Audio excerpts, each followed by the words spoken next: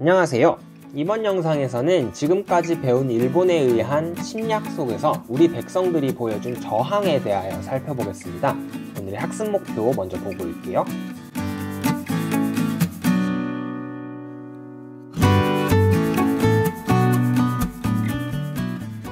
지난 시간에는 일본에 의해 나라의 힘을 잃어가는 한반도의 상황에 대하여 조약들을 중심으로 살펴보았습니다. 러일전쟁 발발 당시 체결된 한일의정서로 인해 독도를 강제 편입시킨 것을 시작으로 세계 열강들로부터 한반도에 대한 일본의 지배권을 승인받고 을사늑약으로 외교권을 박탈한 일본이 점차 한반도를 식민지화하는 과정을 살펴보았습니다. 이번 영상에서는 이러한 일본의 침략 과정 속에서 우리 백성들이 보여준 무력투쟁과 실력 양성에 대하여 살펴보겠습니다. 지금까지 배운 사건들과 연결되는 내용인 만큼 지난 시간 내용이 잘 정리되지 않으신 분들은 이전 영상을 통해 일본의 침탈 과정을 먼저 정리하고 시청하시면 도움이 될 것 같습니다. 일본의 침략에 대한 우리 백성들의 움직임은 크게 둘로 나뉘었습니다. 그 전에 한번 생각해 볼게요. 여러분의 의견이 계속 반영되지 않는다면 여러분들은 어떻게 하시나요? 크게 둘로 나뉠 수 있겠죠. 화를 내고 들고 일어나거나 혹은 좀 더 정교하게 실력을 다듬고 논리적으로 따질 수 있도록 한 뒤에 이를 따져나가기 시작하겠죠. 조선에서도 이러한 움직임이 일어났습니다. 먼저 들고 일어난 의병운동에 대하여 살펴보겠습니다. 1985년 을미년에 조선에서 있었던 가장 큰 사건이 무엇일까요? 이미 배웠습니다. 바로 을미사변이죠. 조선의 왕비가 일본의 낭인들에 의해 살해된 사건이었습니다. 그리고 그 결과 이루어진 을미개혁에서 단발령이 내려지면서 양반 유생들의 반대가 심해졌었죠. 조선의 백성들은 을미사변과 단발령 시행에 반대하면서 을미의병을 일으켰습니다. 하지만 죽은 명성황후가 다시 돌아올 수 없고 단발령 역시 고종이 아관파천 이후에 철회하면서 을미의병은 해산되었습니다. 이후 의병운동은 대부분 중단되었었습니다. 그러다가 일제에 의해 국권 침탈 과정 중에 가장 중요한 사건인 1905년에 있었던 을사늑약을 계기로 다시 의병이 일어났습니다. 조선의 외교권과 사실상 국권을 모두 가져가는 내용이 담겨있는 을사늑약에 저항하여 전직 관리였던 민종식, 양반 유생의 대표적 인물인 우리가 위정척사 운동을 배울 때도 활약했던 최익현이 중심이 되어서 들고 일어났습니다. 특별히 이때부터는 이러한 양반 유생들 뿐만 아니라 평민들 역시 적극적으로 의병운동에 참여하였습니다. 심지어 평민의병장으로서 신돌석이 활약하기도 했습니다. 이러한 의병운동은 1907년 고종 황제의 강제 퇴위와 군대 해산을 계기로 전국적으로 확대되었습니다. 이를 1907년 즉 정미년에 큰 변화가 일어났다고 하여서 정미의병이라고 합니다. 이 시기에는 해산된 군인들 역시 의병운동에 가담하면서 의병의 전투력과 조직력이 크게 향상되었습니다. 지금 현재 사진을 살펴보시면요, 갖춰진 옷을 입고 있는 사람이 보이실 겁니다. 바로 군인인데요. 이러한 해산된 군인들이 참여하면서 전투력이 향상된 것이죠. 의병운동이 확산되자 유생 출신 의병장을 중심으로 13도 창의군을 결성하여 서울 진공작전을 실행하고자 하였습니다.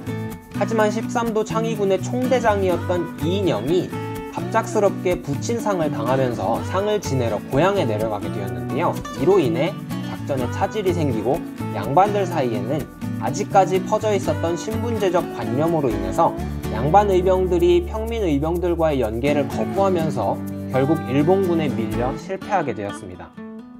정미의병 이후의 의병운동은 전국 각지에서 소규모로 지속되었습니다. 하지만 일본이 1909년 남한 대토벌 작전을 시행하면서 한반도 내부에 있는 의병들을 대대적으로 정리하게 되었는데요. 이로 인해 한반도 안에서는 의병운동이 힘을 잃게 되었습니다. 하지만 일부 의병은 만주와 연해주 등으로 지역을 옮기게 되었고 이들은 일제강점기 독립군의 토대가 되었습니다. 이렇게 무력을 통한 투쟁인 항일의병운동 이외에도 실력을 쌓고 정치, 외교 등을 통해 국권을 회복하자는 애국 계몽운동이 일어났습니다. 1904년에는 보안회가 일본의 황무지 개강권 요구를 철회시켰으며 입헌군주제를 주장하며 결성된 헌정연구회는 근대적인 의회제도의 도입을 주장하였으나 을사늑약을 반대하는 과정에서 일본에 의해 강제 해산당했습니다. 이후 헌정연구회를 계승한 대한자강회는 민중 계몽에 힘쓰고 1907년 고종의 강제퇴위에 대하여 반대운동을 하다가 역시 일제에 의해 해산당했습니다. 이처럼 통감부의 탄압이 심해지자 안창호, 양기탁 등은 국권 회복을 통한 공화정체제의 근대 국민국가 건설을 목표로 신민회라는 비밀 조직을 만들었습니다. 신민회는 평양에는 대성학교, 정주에는 오산학교 등을 설립하면서 민족교육을 실시하고 자기회사, 즉 도자기회사를 설립하고 태극서관이라는 서점을 만드는 등 민족산업을 육성하였습니다. 또한 만주의 삼원보에는 독립운동기지를 건설하여서 독립군을 양성하였습니다. 하지만 1911년 배고인 사건으로 조직이 드러나면서 해체되었습니다. 애국개몽운동은 이후 독립운동의 기반을 형성하게 되었습니다. 이외에도 1907년에는 경제적 자립을 위한 움직임 역시 일어났는데요. 일본은 러일전쟁 이후 근대시설 설치를 핑계로 대한제국에 강제로 당시 돈으로 1,300만 원의 차관을 제공하였습니다. 이에 백성들은 일본에 진 빚을 갚고 국권을 회복하자면서 국채보상운동을 실시하였습니다. 서상돈에 의해 대구에서 시작된 국채보상운동은 여러 애국개몽운동 단체와 대한매일신보를 비롯한 언론기관들이 참여하면서 전국적으로 확산되었습니다. 백성들은 금연, 금주를 통해 모은 돈을 기부하기도 하고 금, 은 등 폐물들을 기부하면서 국가의 빚을 갚기 위해 노력하였습니다. 하지만 통감부의 방해로 결국 중단되었으며 일본은 오히려 2천만 원의 차관을 추가하였습니다. 이로 인해 경제적 침탈은 더욱 강화되었습니다. 오늘은 일제의 침략에 대한 백성들의 움직임을 두 가지로 구분하여 살펴보았습니다. 오늘 배운 내용을 정리해 보겠습니다.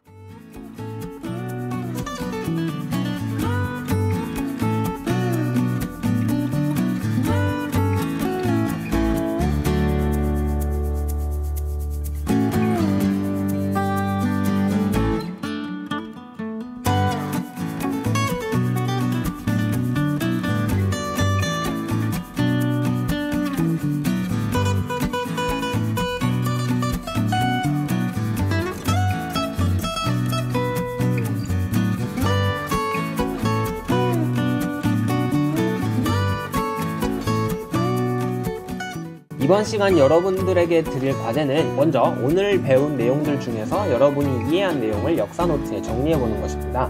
그리고 이번에도 역시 수업 내용 중에 이해가 되지 않는 부분은 언제든지 댓글로 달아주시면 되겠습니다.